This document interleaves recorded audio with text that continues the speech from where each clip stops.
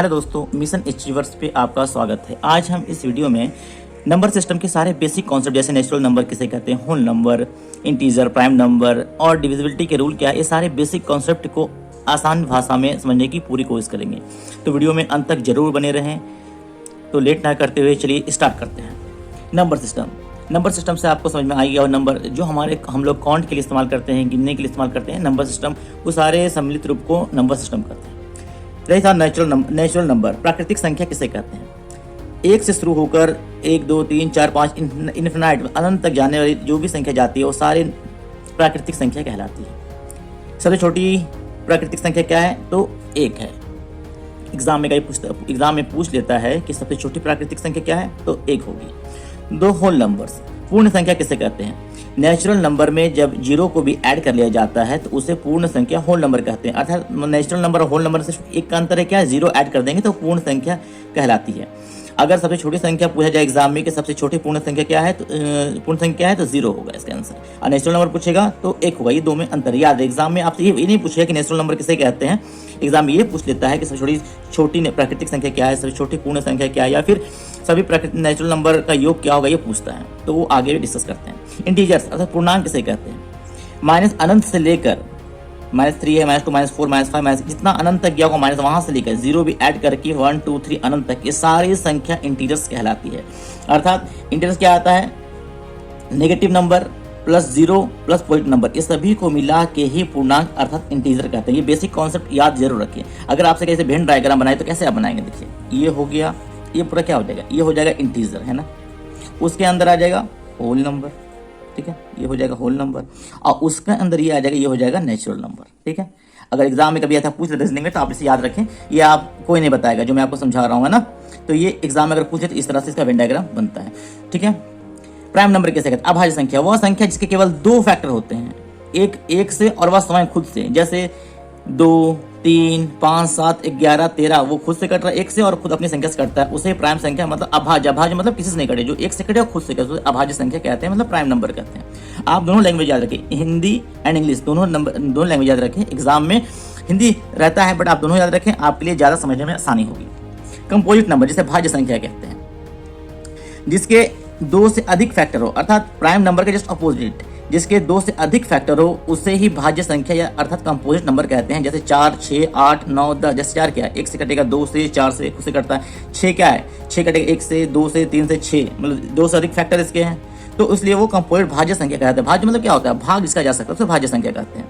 एक चीज याद रखने वाली बात क्या है? 2 एकमात्र सम अभाज्य संख्या मतलब इवन प्राइम नंबर। ऐसा क्यों है? क्योंकि 2 देखिए, जिसके 2 से अधिक फैक्टर हो, सम मतलब क्या होता है आगे बताएंगे। सम जो संख्या 2 से कट जाती है उसे सम संख्या कहते हैं। तो ये 2 से तो कटता है, ये साथ में इसके मात्र 2 ही फैक्टर है, 1 और स्वयं, तो क्या होगा? ये अभाज्य संख्या भी है, मतलब प्राइम नंबर भी है और इवन सम संख्या भी है। तो ये चीज याद रखिए सेक्शनल है 2 के बारे में।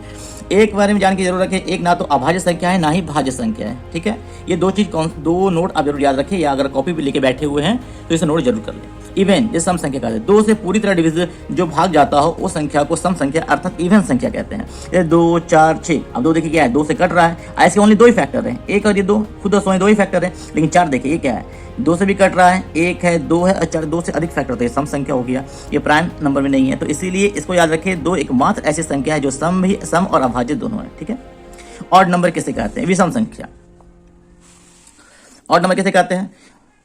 बस सम का उल्टा, विषम संख्या। 2 से डिविजिबल नहीं हो जाए, 2 से जो भाग नहीं जाता हो उसे विषम संख्या कहते हैं, ठीक है। जैसे 1, 3, 5, 7 सारे विषम संख्या है जो 2 से नहीं, 2 का विषम का वही रूल है, जो 2 से भाग नहीं जाता वो सारे विषम संख्या कहते हैं, ठीक है।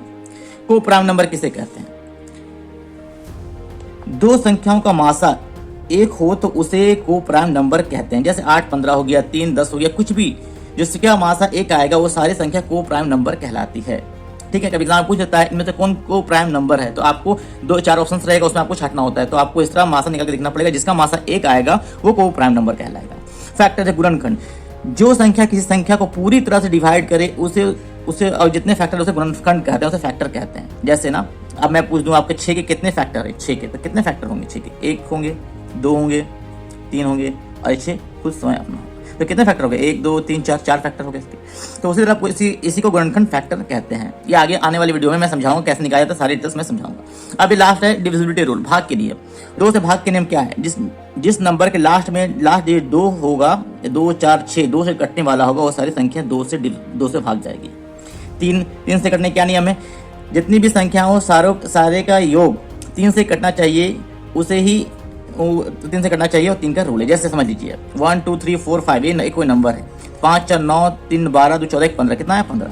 तो जो सारों का योग कितना 15 है, अब 15 का डिवाइड करेंगे 3 से कट रहा है कितना बार, 5 बार, मतलब ये संख्या 1 2 3 4 5 3 से भाग चली जाएगी। 4 से कटने के नियम क्या है, जिस नंबर के लास्ट 2 डिजिट 4 से कट रहे हो वो पूरी संख्या 4 से डिविजिबल होगी। जैसे आप कुछ बड़े नंबर से समझ लिए 4 3 8 7 2 है ना, तो ये लास्ट 2 संख्या 4 से कट रही है, 4 18 चौक 72 कट रहा, मतलब ये पूरी संख्या 4 से भाग जाएगी।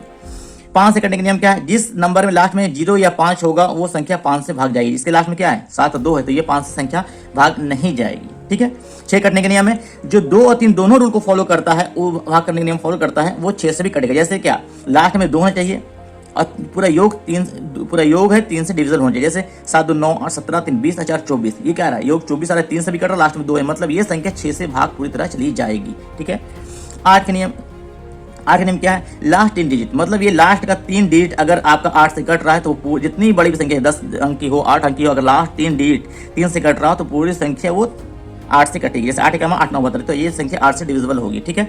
9 कटने का नियम क्या है, सभी का योग 9 से अगर कटता हो तो संख्या 9 से पूरी तरह भाग जाती है। जैसे 4 3 7 7 14 और 8 32 2 34, ये 8 से संख्या नहीं जाएगी। 24 ना, 7 2 9 8 17 3 20 24 आया, 24 आ रहा, तो कितना 9 से कटने वाली नहीं, 9 से नहीं कटने वाली, मतलब ये संख्या 9 से नहीं कटेगी। ठीक है, लेकिन 3 से कटेगी, याद रखिए। ठीक है, ऐसा नहीं कि कोई संख्या 3 से कट रही है वो 9 से भी कटेगी, ऐसी बात नहीं है। ये देखिए इसका योग 24 आया है, 24 आया, 3 से कट रहा लेकिन 9 से नहीं कट रहा, तो ये संख्या 3 की डिविजिबल होगी लेकिन 9 से डिविजिबल नहीं होगी पूरी तरह।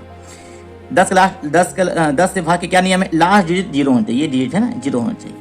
11 का क्या नियम है, 11 का नियम ऐसा है कि अल्टरनेट नंबर का योग 0 या 11, जैसे इसको जोड़ेंगे, एक छोटी संख्या फिर अगली संख्या फिर एक छोड़ के अगली संख्या, तो 8 4 12 12 2 14 और 7 3 10, तो ये संख्या नहीं कट रही 11 से। उसी तरह आप कुछ भी संख्या ले लें, जैसे आप 1 1 1 1 ले लें, अब ये संख्या 11 कटेगी, देखिए 1 1 2 और 1 1 2 कट गया, 0 हो गया, मतलब ये संख्या 11 से डिविजिबल होगी। तो दोस्तों, नंबर सिस्टम के बेसिक थ्योरी और कॉन्सेप्ट से जुड़े सभी जरूरी पॉइंट्स हमने इस वीडियो में कवर कर लिए हैं, लेकिन हमारी मैथ्स की तैयारी यही खत्म नहीं होती। अब शुरू होने वाली है मैथ की एक complete basic to advance series, जिसमें हम मैथ्स के लगभग हर इंपॉर्टेंट टॉपिक को बिल्कुल बेसिक लेवल से लेकर एग्जाम लेवल तक समझेंगे। इस सीरीज में आपको railway group D, NTPC, ALP, technician, RPF, SSC, SSC GD, police constable, SI और इस तरह के दूसरे कॉम्पिटिटिव एग्जाम के पूछे जाने वाले मैथ्स के अलग अलग पैटर्न और क्वेश्चन टाइप देखने को मिलेंगे। सबसे खास बात यह होगी कि हम सिर्फ फॉर्मूला याद करने पर फोकस नहीं करेंगे, बल्कि कॉन्सेप्ट को समझेंगे, शॉर्ट ट्रिक सीखेंगे और एग्जाम में किस तरह से क्वेश्चन पूछे जाते हैं उन्हें भी प्रैक्टिस करेंगे। अगर आप आने वाले रेलवे, एसएससी या पुलिस एग्जाम की तैयारी कर रहे हैं तो पूरी मैथ सीरीज आपके लिए काफ़ी फायदेमंद होने वाली है। इसलिए अगर आपने अभी तक हमारे चैनल को सब्सक्राइब नहीं किया है तो अभी चैनल को सब्सक्राइब कर लीजिए और साथ में बेल आइकॉन जरूर दबा लीजिए, ताकि मैथ्स के आने वाले कोई भी इंपॉर्टेंट क्लास आपसे मिस ना हो। और हाँ, अगर इस सीरीज में आपको किसी पर्टिकुलर मैथ टॉपिक या वीडियो चाहिए, कोई क्वेश्चन समझ नहीं आता है या आपके मन में कोई सजेशन या डाउट हो, तो उसे नीचे कमेंट सेक्शन में ज़रूर बताएं।